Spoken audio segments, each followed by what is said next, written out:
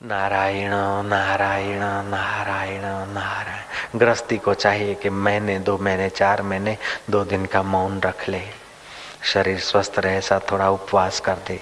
नौकरी से छुट्टी लेकर कमरे में चला जाए, नहा धो के सुबह 4 बजे कुछ न खाए। अगर बहुत भूख लगे तो थोड़ा सा पपीता ले, अकेला रहे, जप करे 1 दिन, दूसरा दिन शास्त्र थोड़ा पढ़े, जप करे। 2 दिन में बहुत कुछ परिवर्तन होगा, शरीर के कणों का और मन का बहुत प्रगति होगी। साधु घर में घुस के तो क्या, कभी कभी ऐसे कोई मठ मंदिर में ऐसे मौन मंदिर बनने चाहिए। साधु को रोटी भजन दूध फल आदि की व्यवस्था हो और साधु अपना मौन मंदिर में घुस जाए। 8 दिन 15 दिन 21 दिन के बाद साधु निकले, बिल्कुल तपस्वी होकर बाहर निकलेगा। मौन मंदिर अपने आश्रम में है, वहाँ भक्त लोग नाम लिखाते, 3 साल में 2 साल में नंबर लगता है। ऐसे मौन मंदिर भी कुछ बढ़ाने होंगे तो हम वो भी बढ़ाने के लिए तैयार हैं, लेकिन कुछ साधना करके प्रैक्टिकल अनुभव करना चाहिए, नहीं तो कोई किसी को नहीं पूछता है। आध्यात्मिक खजाना तुम्हारे पास, सबके पास है। कबीर जी ने कहा, सुन्या सखना कोई नहीं, सबके भीतर लाल, मूर्ख ग्रंथि खोले नहीं, कर्मी भयो कंगाल। कर्मी तो इस भौतिक कर्मों में ही कंगाल हो रहा है और हमारा मन मूर्खता करता है तो ग्रंथि नहीं खोलता है, वरना सबके भीतर वो खजाना भरा है। ओम ओम ओम ओम ओम ओम ओम ओम ओम ओम।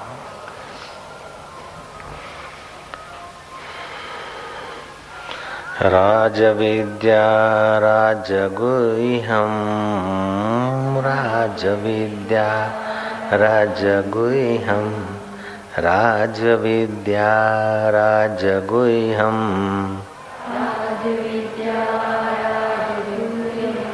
पवित्रम् इदम् उत्तमम्, पवित्रम् इदम् उत्तमम्, पवित्रम् इदम् उत्तमम्। प्रत्यक्षावगमनं धर्मं, प्रत्यक्षावगमनं धर्म्यं, सुसुखं कर्तुम् अव्ययं, सुसुखं कर्तुम् अव्ययम्। विश्व में बहुत सारी विद्याएं होती है। चाक्षुषी विद्या गंधर्वों के पास होती है, मनुष्य से ज्यादा 8 गुनी शक्ति रखते हैं चाक्षुषी विद्या के बल से। प्रतिस्मृति विद्या योगियों के पास होती है, स्वर्ग के देवों को, स्वर्गस्थों को प्रकट करके बातचीत करा सकते हैं और कोई उनके साथ जाना चाहे तो भेज सकते हैं, ऐसी विद्या भी होती है। प्रतिस्मृति विद्या, अदृश्य विद्या भी होती है। और तो क्या, क्षिप्र विद्या भी होती है। जो काम 10 घंटे में होता है वो 10 सेकंड में करके दिखा दे। वो ऐसे योगी भी हैं, अब भी इस समय भी हैं। लेकिन ये सारी विद्याएं, बहुत सारी विद्याएं, उनको कलाएं कर दो। श्री कृष्ण 64 कलाएं सीखे थे 64 दिनों में। इन सब विद्याओं से एक विद्या ऐसी है जो सब विद्याओं से उत्तम है। सारी विद्याएं पाले, लेकिन एक विद्या अगर ये रह जाती है तो सारी पाई हुई विद्या सब नहीं के बराबर हो जाती है। और इस एक विद्या को पाले तो सारी विद्याएं न भी पाया, सब भी उसने तब भी सब कुछ पा लिया। ये सब विद्याओं की राजा विद्या है ब्रह्म विद्या, इसलिए इसको राज विद्या कहते हैं। और गुह्य है, इसको गोपनीय रखना चाहिए। जो विलासी आदमी है, जो पामर है, जो निगुरे हैं, जो गुण चोर हैं, ऐसे लोगों के आगे ये विद्या नहीं प्रकट करनी चाहिए। कभी कभी आम सत्संग में ये विद्या प्रकट होती, लेकिन अनुभवी संत प्रकट करके फिर जैसे कछुआ अपने अंग समेट लेता है, फिर एक आध वाक्य से उस विद्या का कुछ समेट करके साधकों के आगे संकोच नहीं करना चाहिए और पामरों के आगे इसको प्रकट नहीं करना चाहिए, ऐसी शास्त्र की आज्ञा है। तो ये राज विद्या है, राजगुह्य है। जैसे राज के धन को, कोष को गुप्त रखा जाता है, ऐसे ही ये अध्यात्म कोष को गुप्त रखा जाता है।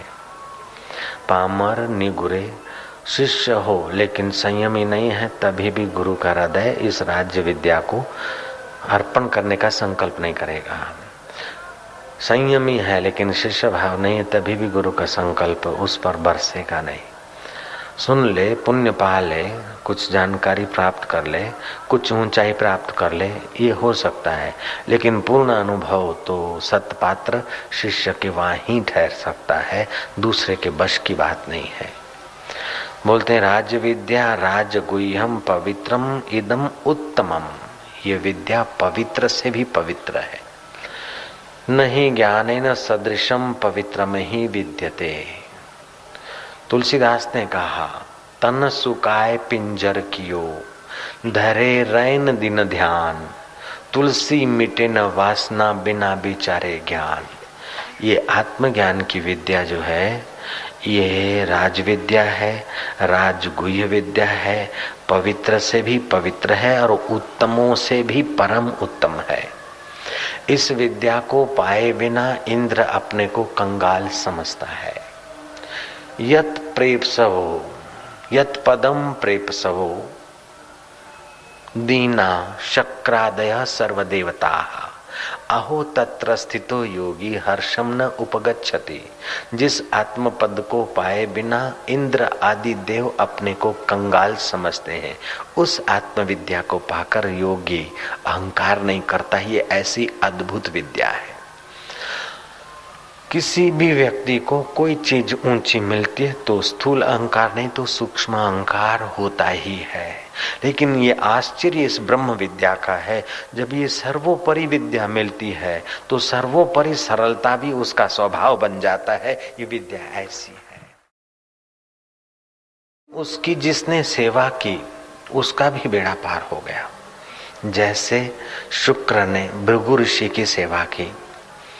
कहने का तात्पर्य है कि राज विद्या, गुह्य विद्या, उत्तम से उत्तम विद्या जिसको मिलती है वो तो निहाल हो जाता है, लेकिन उसके वहां जो बुहारी करता है वो भी इंद्र से पूजा जाता है। ये वो विद्या है।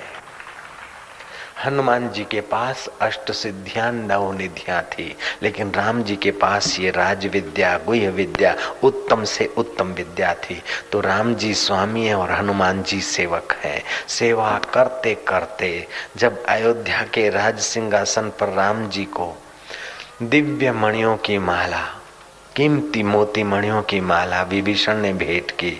विभीषण की भेंट राम जी ने सीता को दी और सीता ने जब वो मोतियों की माला हनुमान को दी और हनुमान ने एक एक मोती को जांचा, इसमें कोई रस नहीं, ये नीरस प्रतीत हुआ।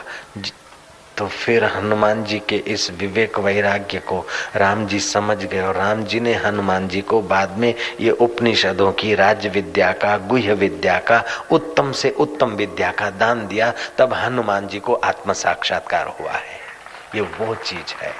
कृष्ण अपने प्यारे अर्जुन को ये ब्रह्म विद्या दे रहे हैं, वशिष्ठ अपने प्यारे राम जी के आगे हृदय खोल कर ये दे रहे हैं, और राम जी अपने प्यारे हनुमान को ये ब्रह्म विद्या दे रहे हैं।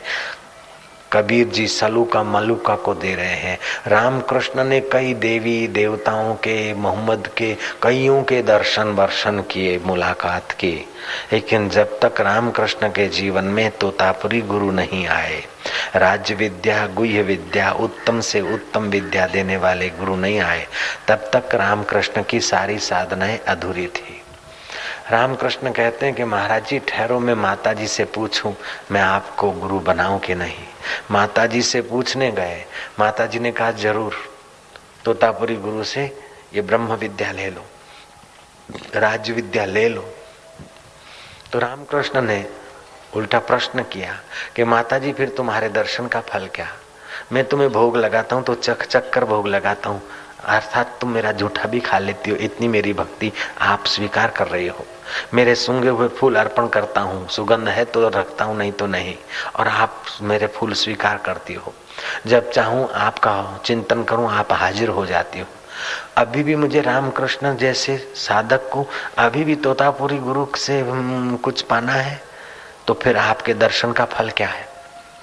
माता जी ने कहा मेरे दर्शन का फल यही है कि वह ब्रह्म विद्या देने वाला तोतापुरी गुरु घर बैठे तुझे देने को राजी हो गया है, ये मेरे दर्शन का फल है। रामायण में ठीक लिखा है, मम दर्शन फल परम अनुपा जीव पावै निज सहज स्वरूपा। मेरे दर्शन का परम अनुपम फल यह है कि जीव अपने निज सहज स्वरूप को पा ले। ये आपका शरीर, आपका स्वभाव, आपका मन, आपका नाम, ये सहज नहीं है, ये थोपा हुआ है, रखा हुआ है। वो सहज जो है वो एक बार दिख जाए, अनुभव हो जाए, तुम्हारा तो कल्याण हो जाएगा। लेकिन तुम्हारी निगाह जिन पर पड़ेगी और तुम्हारे में जरा सा भी जो श्रद्धा रखेंगे, उनका हृदय भी आनंद, प्रसन्नता और ज्ञान से छलकने लगेगा। वो ऐसा स्वरूप है तुम्हारा। शंकर सहज स्वरूप संभारा, लागी समाधि अखंड अपारा। यह वह चीज है। तो कहते हैं राज विद्या राज गुह्यम पवित्रम इदम उत्तमम प्रत्यक्षावगमम धर्म्यम। ये प्रत्यक्ष फल देने वाली है। तुम यज्ञ करते हो, पुण्य होता है, लेकिन स्वर्ग में फल मिलेगा। तुम खेती करते हो, भविष्य में अनाज मिलेगा। लेकिन ये राज्य विद्या योग करते हो, कालांतर में समाधि लगेगी, सामर्थ्य आएगा और कुछ फल मिलेगा कालांतर में। लेकिन ये विद्या सुनते सुनते गुरु की बाणी, बाणी गुर, बाणी बिच अमृत सारा, ये वह विद्या है। गुरु की बाणी, बाणी गुर, बाणी बिच अमृत सारा। घोड़े के पैंगड़े में पैर डालते डालते अष्टावक्र जी बरसे हैं और जनक निहाल हो गया है। गुरु सुनाता है तब तक गुरु का अनुभव है, और शिष्य सुनता है तो केवल गुरु का नहीं, शिष्य का भी वही खजाना हो जाता है, जनक का भी उस पर उतना ही अधिकार हो जाता है। ये वह विद्या है। भगवान कहते हैं सुसुखम कर्तुम अव्ययम। सुख नहीं, सुसुख स्वरूप है। सुख तो स्वर्ग का अमृत पीने से भी हो जाता है, लेकिन कालांतर में वो अमृत का प्रभाव नष्ट हो जाता है। लेकिन ये सुसुख रूप है। अभी तो सुख होता है, लेकिन कालांतर में प्रभाव नष्ट नहीं होता है, बढ़ती ही जाती है और प्रभाव अपना बढ़ाती जाती है, नाश नहीं होता है। इस ब्रह्म विद्या का प्रभाव ये वह विद्या है। इस विद्या को पाने के लिए राजे महाराजे सिर में खाक डालकर, हाथ में कांसा लिए हुए,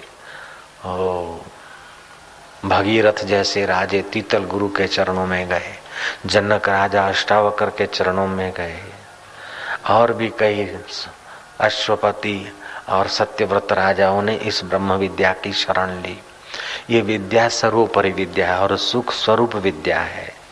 कहते हैं ये राज विद्या राजगुह्य है, पवित्र है, उत्तम है, प्रत्यक्ष अनुभव में आने वाली है, धर्म अनुकूल है, धर्म सुसंगत है और सुख देने वाली और सुखद आचरण करने वाली है। योग विद्या के लिए तो कठिनता है, यज्ञ विद्या के लिए तो यज्ञ करने में भी कुछ परिश्रम है। इस विद्या को तो लेटे लेटे चिंतन करो, जितना बैठ सके बैठे, लेट गए तो लेट गए चलता है, खाते खाते भी ब्रह्म विचार कर लेने वाले कर लेते हैं।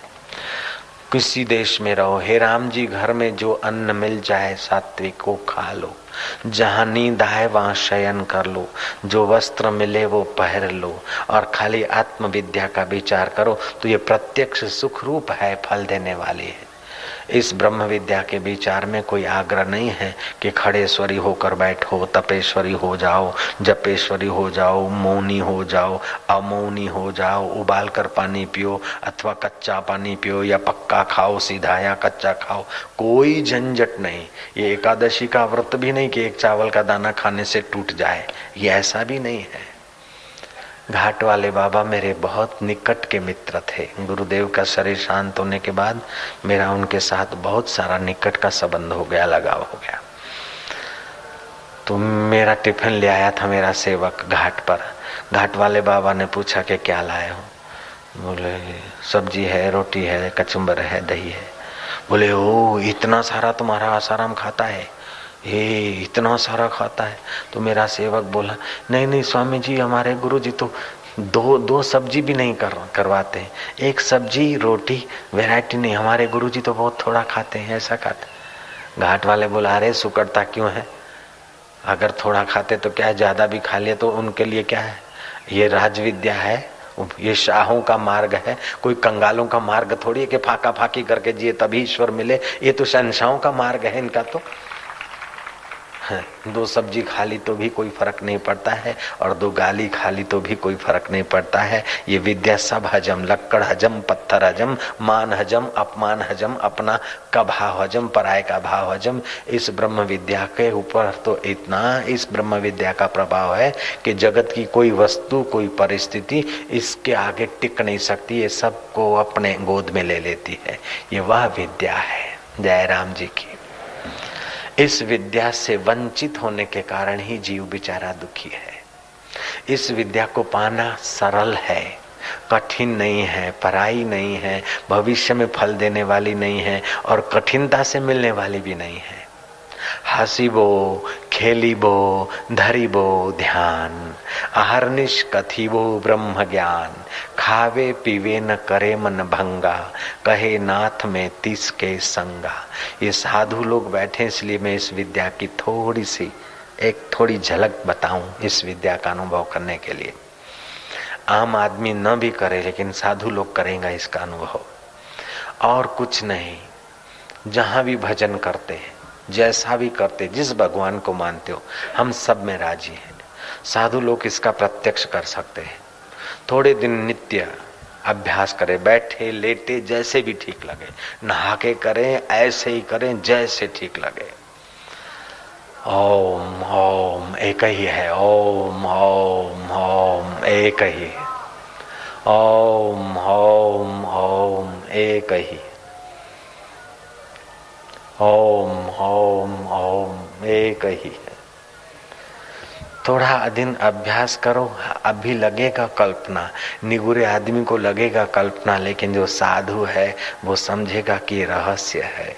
ओम माना सारे ब्रह्मांड का एक ही आधार, और जो सब एक होते हुए अनेक दिख रहा है।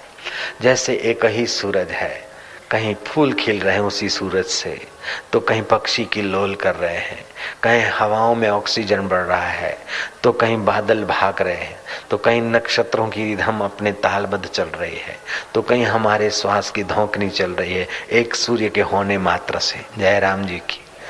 वो मूर्ख आदमी भले न समझ सके, लेकिन जो विज्ञान की बुद्धि रखते थोड़ी बहुत, वो समझते हैं कि सूरज भले करोड़ों माइल दूर है, फिर भी हम सूरज से जुड़े हैं। सूरज वहां ठंडा हो जाए तो विज्ञानी कहने को भी नहीं रहेगा कि सूरज ठंडा हो गया, अपना हीटर चालू कीजिए। विज्ञानी और हम सब मर जाएंगे। हम सूरज से जुड़े हैं, भले दूर हैं फिर भी सूरज से जुड़े हैं। ऐसे सूरज भी उस एक से जुड़ा है, और तुम भी उस एक से जुड़े हो। ओम ओम एक, ओम ओम एक। फिर कह दो मेरा राम ही, मेरा कृष्ण ही, मेरा गुरु ही, जो तुम्हारी मर्जी पड़े। कहो तो कहो, नहीं तो बस उतना ही पर्याप्त है। केवल थोड़े दिन अभ्यास करो ईमानदारी से। ओम ओम ओम एक ही। ओम ओम ओम ओम। ओम का मतलब क्या? ओ ही, एक ही। ये भेद भाव उपलेत स्तर के हैं, और इसी से सारे झंझट पैदा होती है, इसी से बेईमानियां पैदा होती है। द्वैत में ही आदमी को अहंकार होता है, अच्छा दिखाने की कोशिश करता है। ओम ओम एक ही, सहज स्वभाव हो जाएगा, बढ़िया प्रभाव भी हो जाएगा, सहज स्वभाव भी हो जाएगा। ओम ओम ओम एक ही। बोलो तो सही, तुम्हारे बाप का बिगड़ता क्या है? ओम ओम ओम एक ही।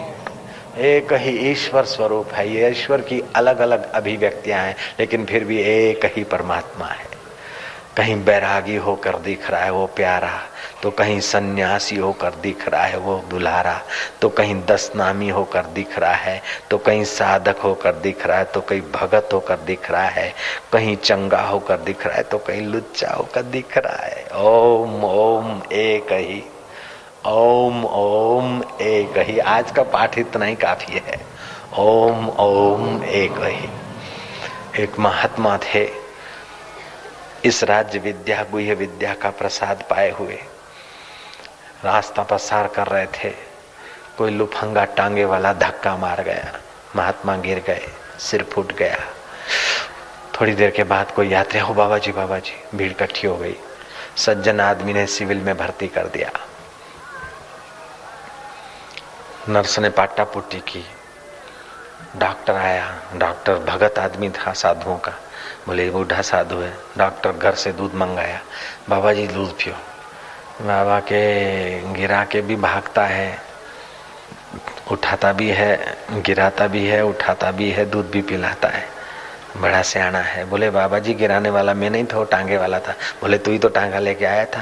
बोले बाबा मैं सिविल सर्जन हूँ। बोले जहाज झूठ बोलता है, तू सिविल सर्जन है, तू टांगे वाला भी है, सिविल सर्जन भी है, हाँ पट्टी बांधने वाला भी है, उठाने वाला भी है, सुलाने वाला भी है, तो ये तो है। बोले बाबा जी नहीं, मैं तो अभी मेरी ड्यूटी हुई। बोले जहाज झूठ क्यों बोलता है, धोखा दूसरे से करना, अभी ड्यूटी हुई, कभी की तेरी ड्यूटी है, सब तू खेल खेलता है, गिरा के तू नहीं भागा था। बोले बाबा मैं नहीं था। बोले तू ही था। अब बाबा की अपनी ब्राह्मी दृष्टि है, वो बेचारा व्यवहार की दृष्टि देख रहा है। कबीर जी ने बहुत सुंदर भजन गाया है। कीड़ी में तू नानो लागे, हाथी में तू मोटो क्यों, कीड़ी में तू नानो लागे, हाथी में तू मोटो क्यों, बण महावत ने माथे बैठो, हाकण वालो तू को तू, बण महावत ने माथे बैठो, हाकण वालो तू को तू, ऐसो खेल रचो मेरे दाता, जहाँ देखूं वहाँ तू को तू, भाई जहाँ देखूं वहाँ तू को तू, कीड़ी में तू नानो लागे, हाथी में तू मोटो क्यों, बण महावत ने माथे बैठो, हाकण वालो तू को तू, ले झोड़ी ने मागण लाग्यो, देवा वालो दाता तू। झोड़ी लेकर मांगने निकला है। ए बेन कटको रोटली आलो बा, तुम्हारा छोकरा छैया सुखी रहशे बेन, आपो ने बा। ओ बुढ़िया, ए भिखारण इधर आ, ये 5 पूड़ी, ये आम का रस और ये थोड़ा मोहनथाल ले जा, मेरी बहू देखेगी तो डांटेगी, ले ज्यादा जल्दी जा। अब भीख मांगने वाले में भी तू और देने वाले में कौन बैठा है। ले झोड़ी ने मागण लाग्यो, देवा वालो दाता तू, कर चोरी ने भागण लाग्यो, पकड़ने वालो तू को तू, ऐसो खेल रचो मेरे दाता, जहाँ देखूं वहाँ तू को तू, बण बालक ने रोवा लाग्यो, छानो राखण वालो, वाह वाह वाह, ओली बुबलू अरे बुबलू ये देख ले ये चिड़िया है। अरे वहां करने वाले में भी तू छुपा है, और चुप कराने वाले में कौन बैठा है। बण बालक ने रोवा लाग्यो, छानो राखण वालो तू, कर चोरी ने भागण लाग्यो, पकड़ने वालो तू रो तू, ले झोड़ी ने मागण लाग्यो, देवा वालो दाता तू।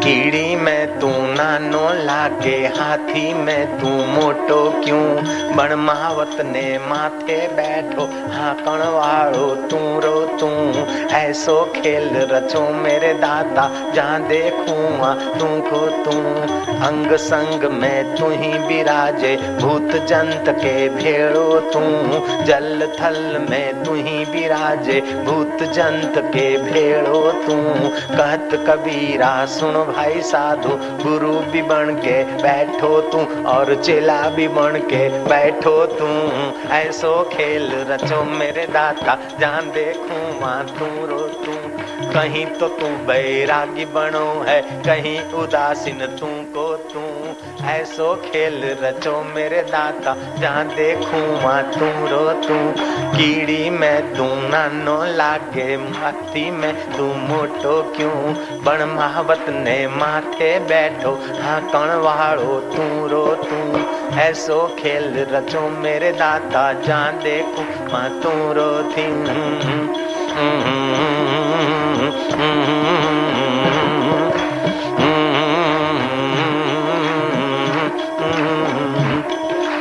ले झोली ने मागण लाग्यो, ले झोली ने मागण लाग्यो, देवा वालो दाता तू। ले झोली ने मागण लाग्यो, देवा वालो दाता तू। कर चोरी ने भागण लाग्यो, पकड़ने वालो तू रो तू। ऐसो खेल रचो मेरे दाता। बनमावत ने माथे बैठो, हाकण वालो तू रो तू। बनमावत ने माथे बैठो, हाकण वालो तू रो तू। कर चोरी ने भागण लाग्यो, पकड़ने वालो तू रो तू। कर चोरी ने पकड़ने वालो तू रो तू। ऐसो खेल रचो मेरे दाता, चांदे कुआं तू रो तू। जल थल में तू ही विराजे ओ, जल थल में तू ही विराजे, भूत जंत के भेड़ो तू। जल थल में तू ही विराजे, भूत जंत के भेड़ो तू। कहत कबीरा सुन भाई साधो, गुरु भी बन के बैठो तू। चेला भी बन के बैठो तू। ऐसो खेल रचो मेरे दाता, जान दे कुआं तू रो तू। हो जान दे कुआं तू रो तू।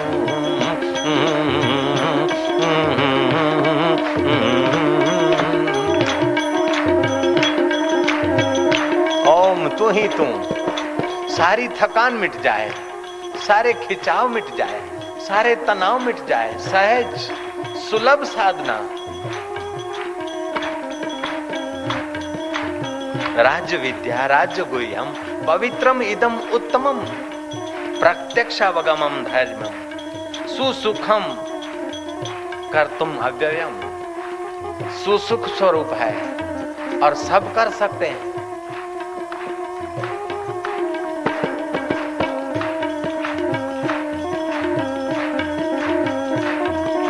ले झोली ने मागण लाग्यो, देवा वालो दाता तू। ले झोली ने मागण लाग्यो, देवा वालो दाता तू। ले माला ने घुमावण लागो, जपने वालो तू रो तू। ऐसो खेल रचो मेरे दाता, जान देखू मैं तू रो तू। कहीं तो तू बैरागी बनियो, कहीं सन्यासी तू को तू। ऐसो खेल रचो मेरे दाता, जान देखू मैं तू को तू। भूत जंत के तू ही विराजे, भूत जंत के भेड़ो तू। भूत जंत में तू ही विराजे, भूत जंत के भेड़ो तू। कहत कबीरा सुन भाई साधो, जल थल में तू को तू। ऐसो खेल रचो मेरे दाता, जान देखूं वहाँ तू को तू। जान देखूं वहाँ तू को तू। भाई जान देखूं वहाँ तू रो तू।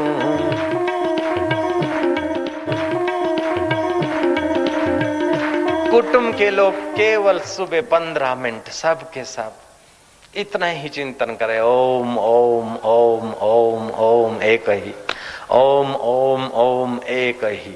पवित्र जीवन यापन करे, थोड़े ही दिन में कुटुंब स्वर्ग हो जाएगा।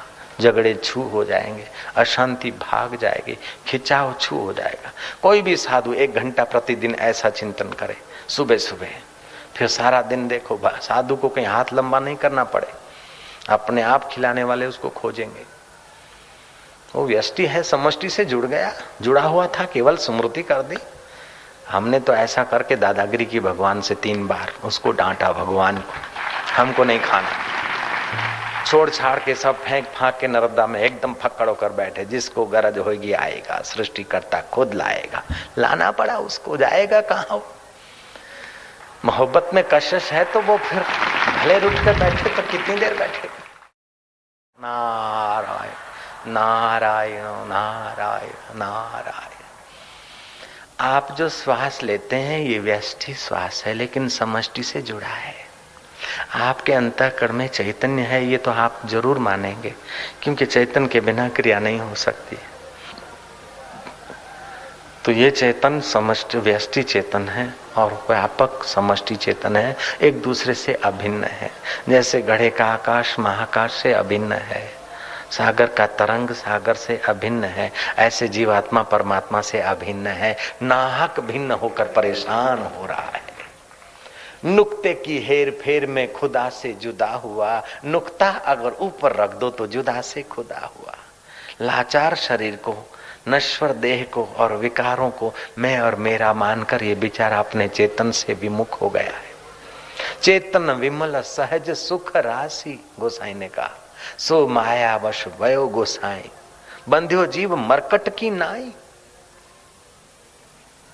जैसे मरकट है ना, वो सकड़े बर्तनों में हाथ डालता है, मुट्ठी बांध लेता है। अब किसी ने नहीं बांधा है, अपनी कल्पना का बंधन है। ऐसे हम लोग अपनी कल्पना से बंधे हैं। ये राज विद्या, गुह्य विद्या सरल, उत्तम, प्रत्यक्ष फल देने वाली और सुगम है।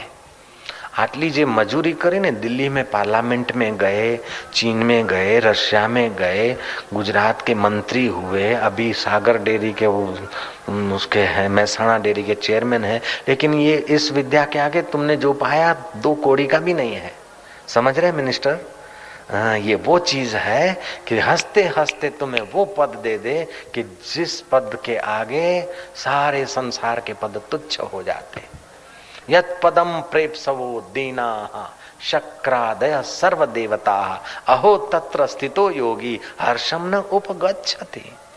लेकिन ये विद्या सत शिष्य को, सत पात्र को ही पसंद पड़ती है और उसके हृदय में ही टिकती है। जय राम जी की बोलना पड़ेगा। नारायण नारायण नारायण नारायण नारायण नारायण। ओम ओम ओम ओम, बस एक ही केवल सत्य है। ओम ओम ओम ओम, एक ही है। ओम ओम ओम, सत्य ही है। ओम ओम ओम, ऐसा अभ्यास कुछ महीने करो, फिर उससे काम बन जाए तो ठीक है, नहीं तो एक दूसरा सूत्र जोड़ दो। एक ही सत्य है, केवल एक ही है, आनंद स्वरूप है और वो मेरा ही आत्मा है और सब रूपों में है। ओम ओम ओम। ये दूसरा पाठ पढ़ो, दूसरे पाठ में काम हो जाए तो ठीक है, अगर नहीं होता है तो फिर रो कि 2-2 पाठ पढ़े अभी तक काम नहीं हो रहा है। क्यों नहीं हो रहा है? क्या कारण है? कहीं आसक्ति है, वाहवाही की, परे फेंको। संसार के वस्तुओं की इच्छा है, दूर हटाओ। तुम्हारा जन्म, भोग, मृत्यु और संयोग वियोग माता के गर्भ में आने के पहले सेट हो गया। फिकर मत करो, फिकर फेंक कुएं में। जो होना है सो होना है, जो पाना है सो पाना है, जो खोना है सो खोना है। सब सूत्र प्रभु के हाथों में है, नाहक करने का बोझ उठाना है। ओम ओम ओम। हर रोज खुशी, हर दम खुशी, हर हाल खुशी। जब आशिक मस्त फकीर हुआ तो फिर क्या दिलगिरी बाबा। फिकर फेंक कुएं में, फाकी कर ले संशय की। एक ही तो है, वो रोम रोम में रम रहा है। राम राम कह दो, ओम ओम कह दो, बस एक ही तो है। कठिन कठिन करके मुसीबत बढ़ा दी। विज्ञानियों ने एक प्रयोग किया। 8वीं कक्षा के 30 विद्यार्थियों को 2 खंडों में रख दिया। 15 विद्यार्थियों को बोला कि बोर्ड पर लिख रहे हैं जो गणित का एग्जाम्पल, ये जो गणित का एक नमूना है, इसको तुम्हें करना है, इस सवाल का जवाब लिखना है। लेकिन कठिन है दोस्तों, ये तो 10वीं वाले भी नहीं कर सकते, लेकिन क्या करें, तुम्हारे लिए आया है, बहुत कठिन है। देखो ट्राई करो, हो जाए तो अच्छा है, मार्क मिलेंगे 10। 2 सवाल करोगे 10 मार्क मिलेंगे। कठिन है, उनकी खोपड़ी में डाल दिया कठिन। उसी 8वीं कक्षा के दूसरे 15 लड़कों को दूसरी कक्षा खंड में ले गए। बोला ये तो 7वीं वाले भी कर सकते हैं, तुम तो 8वीं वाले हो, बड़ा सरल है, हो सकता है, आसान है, 10 मार्क मिलेंगे और 5 मिनट का खेल, 10 मार्क मिल जाएंगे। हाँ, वो फाइनल पेपर में काम आएंगे। आज कल ये दो जवाब लिखोगे 10 मार्क सीधे। मगज में डाल दिया हम कि सरल है, सरल है। उन 15 बच्चों में से 12 बच्चों ने जवाब सही लिख दिया। जिनके दिमाग में रख दिया गया कि कठिन है, कठिन है, 12 में से और 15 में से 12 न पास हुए, 3 ही पास हुए। अर्थात ये है तो सरल विषय, लेकिन हमने मान रखा है कि बड़ा कठिन है, बड़ा कठिन है। कितना व्रत करो, कितना तप करो, कितना उपवास करो, फिर कहीं भगवान रिझेंगे, भनक पड़ेगी राम को, तभी तो कभी सरकार आएंगे। अभी कहाँ, अपना भाग्य कहाँ। ये जो नकारात्मक की इर्द गिर्द जो बाउंड्री लगा दी, जैसे सेल के ऊपर सील होती है ना, फिर कितना भी स्विच ऑन करो बैटरी नहीं जलती, सेल तोड़ दो तो जल्दी होती। ऐसे जो नहीं हो सकता है, ये जो बेवकूफी की हमने सील लगा दी है, उसको पहले उखाड़ के फेंक दो। 1942 के विश्व युद्ध में एक परमहंस सन्यासी पकड़ा गया। केशवपुरी महात्मा उसका नाम था, उस सन्यासी का। उस सन्यासी महात्मा ने अनुभव किया था कि वो एक ही तो है। अब क्या बोलूं, किसके लिए बोलूं? अब बोलेंगे तो उस समय बोलेंगे जब आखिरी श्वास होंगे, तो बोलेंगे, नहीं तो नहीं बोलेंगे। भीतर से सजग, बाहर से मौनी हो गए। मौन रखने से बड़ी शक्ति बढ़ती है। वाणी के दोष से बहुत सारे दोष आ जाते हैं, राग द्वेष के भी दोष आ जाते हैं, झूठ बोलने के भी दोष आ जाते हैं, और अपनी वाणी से शक्ति भी क्षय होती है। अगर वाणी बोलते हरि चर्चा हो रही, सत्संग हो रहा है, अज्ञान मिट रहा है, भोग वासना मिट रही है, विवेक वैराग्य बढ़ रहा है, तो बोलना सार्थक है। नहीं तो वाणी का अपव्यय नहीं करना चाहिए। उस केशवपुरी महात्मा ने संकल्प कर लिया कि अब वाणी नहीं बोलेंगे। जब तू एक ही है, सर्वत्र है, तो फिर क्या बोलना? अगर बोलेंगे तो आखिरी क्षण होंगे तो बोलेंगे, नहीं तो नहीं बोलेंगे। और अपनी मस्ती में ओम ओम भीतर चल रहा है, अजपा जाप ओम, तू ही तू, एक ही एक। विरोधी पक्ष के किसी सैनिक ने पकड़ लिया, हे महात्मा के वेश में जासूस है, कौन है रे बोल। लेकिन महात्मा तो जानते थे, डांटने वाला भी एक ही है, वही है। महात्मा कुछ न बोले, अरे बोल नहीं तो मारेंगे। कुछ नहीं बोले, डांटा तभी असर नहीं हुई। मालूम होता है तू किसी बड़े राज्य से मिला हुआ है, तो कोई बड़ा अफसर मालूम होता है, बोल बता। धाक धबकार कुछ नहीं असर हुई। ले गए सोल्जर के पास, लेफ्टिनेंट कर्नल के पास ले गए, कुछ नहीं। अरे बोलो। अब उस मूर्ख सैनिकों ने बल का उपयोग किया, मारेंगे, डंडा दिखाया, भाला दिखाया। अरे बोलता है कि नहीं बोलता? बाबा के वेश में गुंडा है तो बोल कौन है। केशवपुरी समझता कि गुंडा है, ऐसा बोलने वाला भी तू है, और जो दिख रहा है वो भी तू ही है। वो अंदर से बड़े शांत स्थिर। डांटने वाले की डांट तो बाहर ही रह जाती, महात्मा के चित्त को चोट ही नहीं करती। ऐसा करते करते महात्मा का प्रारब्ध इसी रूप से निर्मित हुआ होगा। उन मूर्ख सेनापति ने आदेश दे दिया कि अगर नहीं बोलता है तो सदा के लिए न बोला कर दो, कंठ पे रख दो भाला। अब बोलता कि नहीं बोलता रे, 1 2 3 बोलने से भाला घुसेड़ दिया जाएगा। लेकिन जिस महात्मा ने देह से पहले ही देहाती तत्व का अनुभव किया है, जो महात्मा समझता कि देह तो एक बार छोड़ना ही है, चाहे किसी निमित्त छूटना ही है।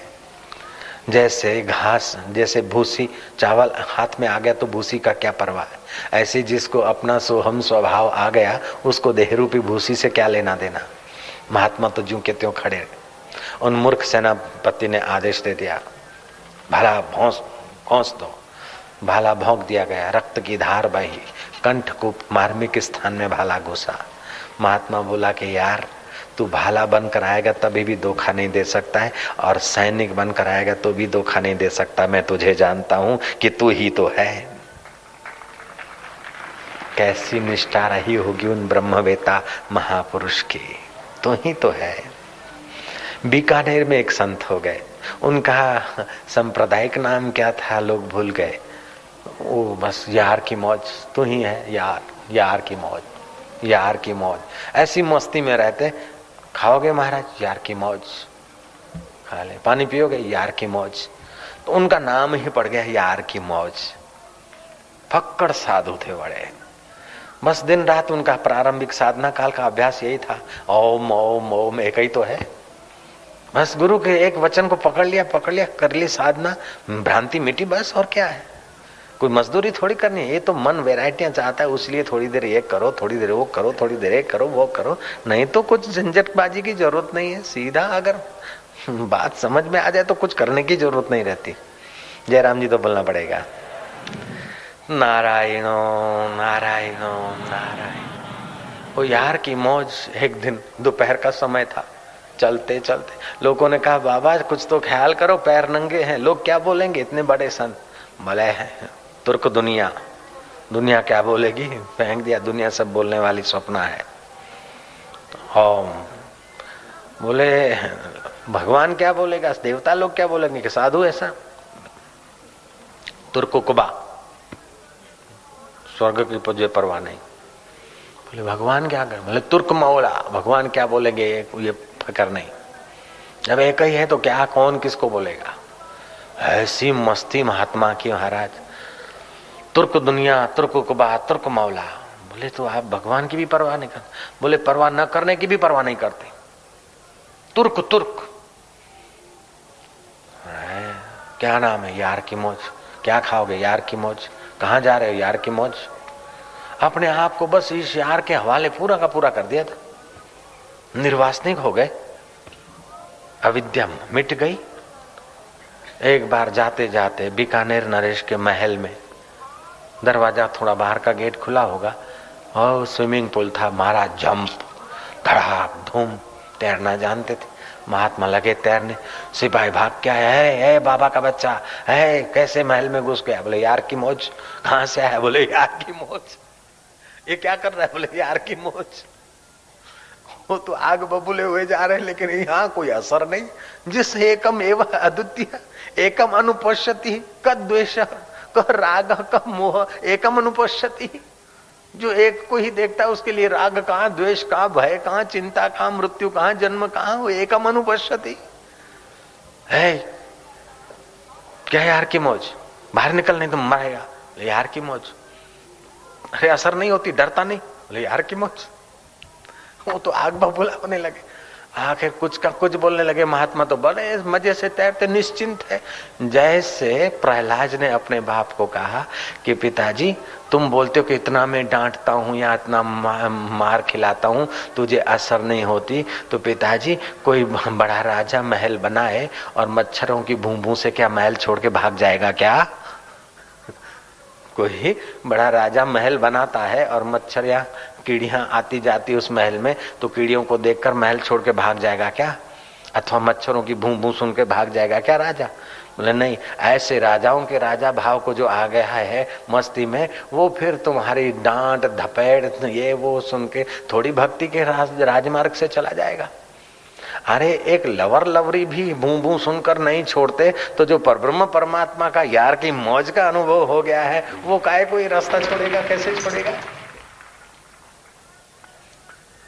ये ऐरे गहरे का काम नहीं, ये बच्चों का खेल नहीं। मैदाने मोहब्बत, खुले मैदान में मोहब्बत, विकारी मोहब्बत मैदान में नहीं होती। मैदान वाले अगर एक दूसरे का मित्र मिलते हैं तो किनारे कर लेते हैं, एक दूसरे से बात करते हैं, लेकिन यार की मौज तो खुले मैदान में होती। ये बच्चों का खेल नहीं, मैदाने मोहब्बत। यहाँ जो भी आया सिर पे कफन बांध के आया, अहम रूपी सिर पर कफन बंधा है। अब कोई कितनी गाली दे किसको लगती है, लगती थी अहम को, वो तो चला गया, अब किसको लगेगी। लगती थी मैं और मेरे को, मैं अरु मोर तो रखी माया, बश कर दीनी जीवन काया। अब जीवन काया बश है, विमुक्त हो गए। अरे बाबा के बच्चे बाहर निकल, भाला भूकेंगे। बोले यार की मौज। डर नहीं लगता, बोले यार की मौज। बाहर निकल तेरे को टुकड़ा टुकड़ा करते, बोले यार की मौज। कोई असर नहीं, ऐसा जीवन मुक्त पुरुष। अब नहा के जब बाहर निकलना है तो वो आग बुबले हुए लोग। प्रकृति ने राजा को एकाएक झकझोर दिया। राजा सो रहा था, दोपहर की नींद ले रहा था। एकाएक राजा ने शोरगुल सुना, खिड़की से झांका, कोई महात्मा तैर रहा है और मेरे सिपाही आग बबूले हो रहे। राजा ने आवाज किया, बेवकूफ हो, शांत रहो, मैं अभी आया। राजा आया, महात्मा को पूछता कि कौन हो। बोले यार की मौज। कहाँ से आया, बोले यार की मौज। राजा ने एक दो बार महात्मा को देखा, महात्मा की वो अद्वैत दृष्टि राजा पर पड़ी। बोले बाबा जी आपका नाम क्या है, बोले यार की मौज। राजा का सिर झुक गया कि धन्य हो बाबा, आज मेरा ये कुल पवित्र हुआ, मेरा राज्य पवित्र हुआ। आप तो ब्रह्मवेत्ता है, आप तो ईश्वर के साथ खेलने वाले ईश्वर स्वरूप है महाराज।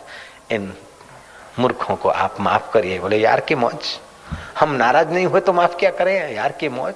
तू भी यार, वो भी यार, वो भी यार की मौज है।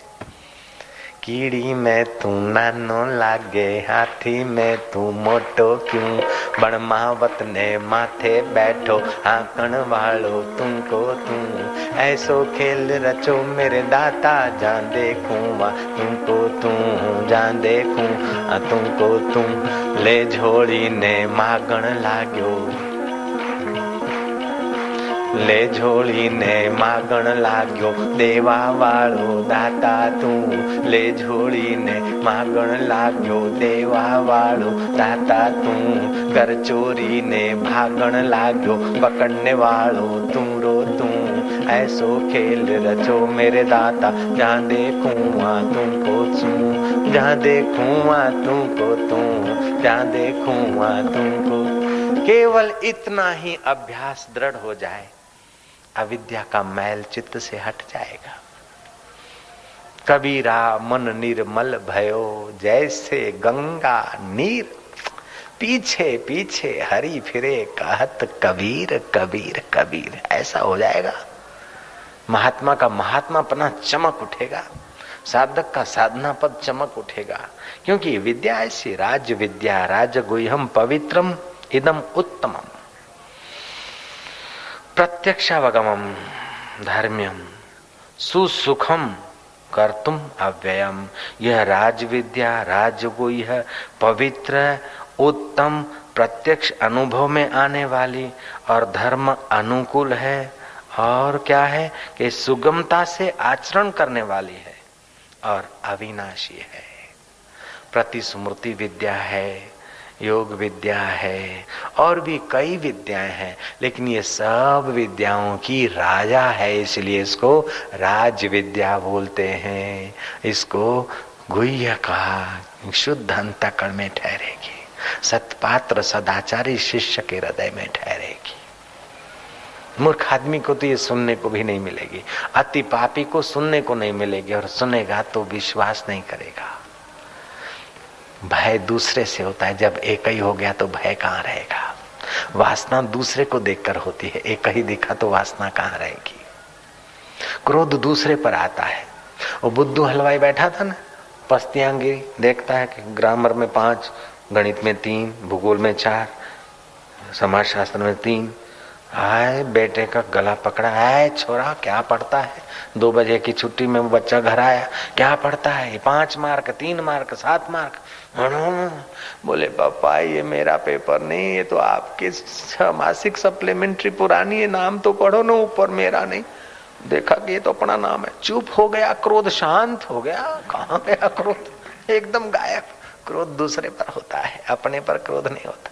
जब एक ही है, सब में मैं हूं, तो क्रोध गायब, मोह गायब, शांति शांति। पहले दीक्षा होती थी पहले के जमाने में, बाद में शिक्षा होती थी। दिशा मिल जाए ना तो शिक्षा सही होती है। विज्ञान संसार को सुंदर बनाने के बजाय भयानक बना रहा है, क्योंकि विज्ञान के साथ, शिक्षा के साथ दीक्षा नहीं है बच्चों को। इसीलिए वकील बनने के बाद भी समाज का शोषण करता है बच्चा, डॉक्टर बनने के बाद भी शोषण करता है। और अगर विद्या नहीं है ठीक से तो साधु वेश बनाकर भी शोषण करेगा। अगर साधुताई की विद्या है तो फिर चाहे दुकान चलाता है या संन्यास लेता है, तभी भी लोगों का पोषण ही करेगा, क्योंकि ये ब्रह्म विद्या का प्रभाव है। बेईमानी दूसरे से की जाती है, अपने से कौन करेगा। शोषण दूसरे का किया जाता है, अपना आपा देखा तो कौन शोषण करेगा। सारा संसार 5 घड़ी में स्वर्गमय हो सकता है अगर इस राज्य विद्या का लोग आदर करने लग जाए। 1,00,000 आदमी में एक आदमी, केवल 1 लाख आदमी में एक आदमी इस राज्य विद्या का अनुभव कर ले तो चंद दिनों में पृथ्वी पर स्वर्ग उतर आएगा।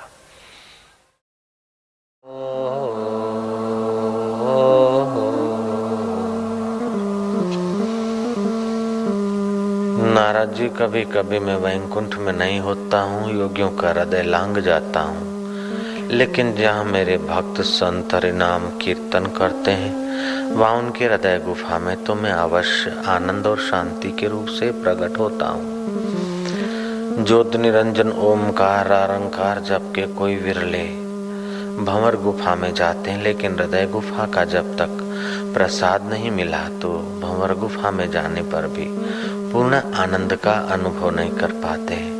हरि कीर्तन तो हृदय गुफा का द्वार ही हटा देता है। ईश्वरो सर्वभूतानां हृदय से अर्जुन तिष्ठति। परमात्मा सब प्राणियों के हृदय में है। वैसे तो सर्वत्र है, लेकिन उसकी अनुभूति हृदय में होती है। जैसे हमारे शरीर में चमड़ा तो सर्वत्र है, हम सर्वत्र हैं, लेकिन मिठास का अनुभव तो जिह्वा पर ही होता है। ऐसे परमात्मा तो सर्वत्र होते हुए भी शुद्ध हृदय में उसकी शांति, आनंद और प्रसाद का अनुभव होता है। जो उसे दुलार करता है उसका हृदय जल्दी शुद्ध हो जाता है। उसे खूब प्यार करते जाना। हरि हरि ओ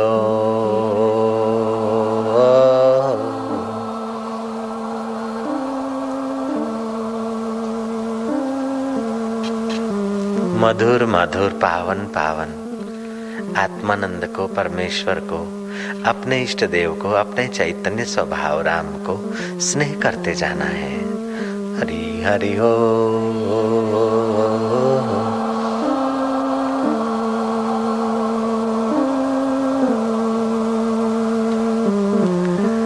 जप यज्ञ सब यज्ञों में उत्तम माना गया है। जप यज्ञ और प्रेम यज्ञ सब यज्ञों की पराकाष्ठा माना गया है। भगवान प्रेम के भूखे, और प्रेम हर कोई कर सकता है उसको। साधु भी कर सकता है, गृहस्थी भी, पठित और अनपढ़, सत्ता रहित और सत्ताधीश, और हर वय का, हर जाति का आदमी अपने परमात्मा को, चाहे उसको किसी रूप में मानता हो, प्रेम कर सकता है। तुम भगवान को प्रेम कर सकते हो।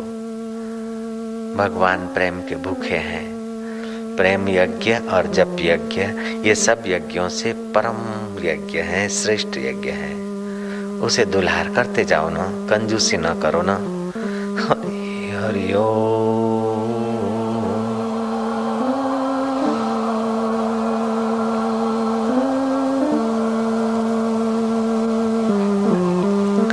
मधुर मधुर आनंद, अनुपम आनंद, अलौकिक आनंद, आत्मा आनंद, ईश्वरीय आनंद, प्रभु प्रेम के आनंद से तुम्हारे दिल को विकसित हो जाने दो।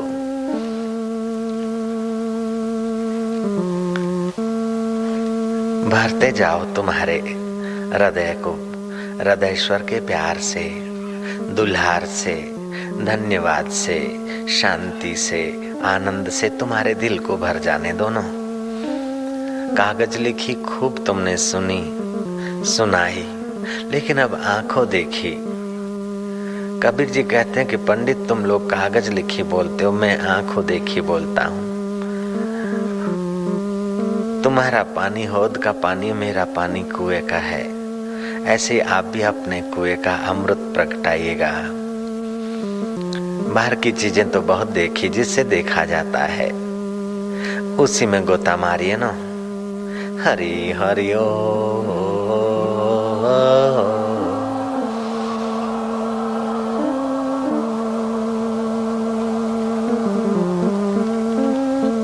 बाहर की चतुराई तो मन ने बहुत की। ऐसी चतुराई को तुलसीदास जी कहते हैं चूल्हे में डालो। जो भगवत प्रसाद से रहित जीवन बिताती है वो चतुराई चूल्हे पड़ी। चतुराई चूल्हे पड़ी, पूर्व पर्यो आचार, तुलसी हरि के भजन बिन चारो वरन चमार। तुम तो हरि को प्यार करो, यही हरि का भजन है ना। हरि के रस में सराबोर हो जाओ, दिल के मंदिर में प्रवेश पालो।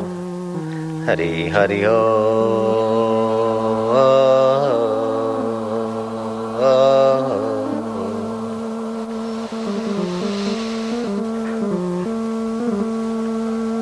मुझे वेद पुराण कुरान से क्या, मुझे प्रेम का पाठ पढ़ा दे कोई। मुझे मंदिर मस्जिद जाना नहीं, मुझे भीतर के मंदिर में पहुंचा दे कोई। हरि हरि हो।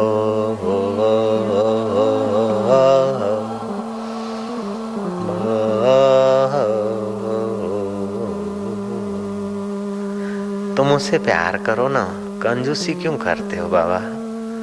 हरि हरि हो।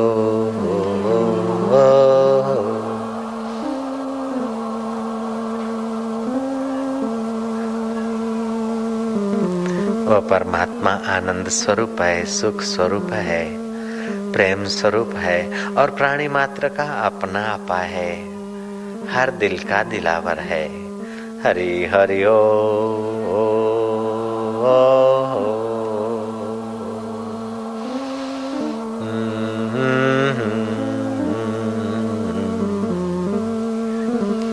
ध्यान के समान कोई तीर्थ नहीं। तीर्थ में तुम्हारा शरीर पावन होता है, ध्यान में तुम स्वयं परमात्मा में पावन होते हो। ध्यान के समान कोई यज्ञ नहीं, शिव जी पार्वती को कहते हैं। नास्ति ध्यानम समम तीर्थम, नास्ति ध्यानम समम यज्ञम, नास्ति ध्यानम समम दानम, तस्मात् ध्यानम समाचरेत। शिव पुराण में शिव जी पार्वती को कहते हैं और भगवत गीता में भगवान कृष्ण अर्जुन को कहते हैं। तपस्वीभ्यो अधिको योगी ही, ज्ञानीभ्यो मतो अधिकाः, कर्मीभ्योश्च अधिको योगी ही, तस्मात् योगी भवार्जुनाः। योगिनाम् अपि सर्वेषां मद्गतेन अंतरात्मना, श्रद्धावान भजते यो माम समय युक्तः तमो मतः। अर्जुन, तपस्वी से भी योगी श्रेष्ठ है। तपस्वी को तप का अहंकार हो सकता है, लेकिन योगी का तो मैं परमात्मा में विलय होता है। विद्वान को विद्या भूल जाने का भय रहता है। कर्मी को कालांतर में कर्म का फल सुख मिलता है, लेकिन योगी तो वर्तमान में ही सुख स्वरूप परमात्मा का एहसास करने लगता है। शांति और आनंद का प्रसाद उसी समय पाने लगता है। इन सब योगियों में भी जो अंतरात्म भाव से अर्जुन मुझे भजता है, वो मेरे मत में सर्वोत्तम योगी है, वो योग युक्त है। हरि हरि हो।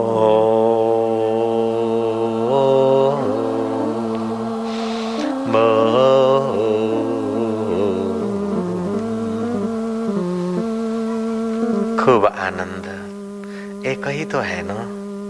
ओम ओम आनंद, ओम ओम शांति, ओम ओम एक ही तो है। अनेक रूप में वह एक ही तो है। जैसे एक ही सूरज अनेक फूलों में, अनेक फलों में, अनेक रसों में, अनेक जीवों में एक ही सूर्य की जीवन शक्ति संचार कर रही है, ऐसे सूर्यों का सूर्य वो एक ही परमात्मा सूर्य को भी जीवन शक्ति और चंदा को भी चमक शक्ति, तुम्हारे दिल को धड़कन शक्ति देता है। वही आनंद स्वरूप है, वह प्रेम स्वरूप है, वह सुख स्वरूप है। हरि हरि ओ।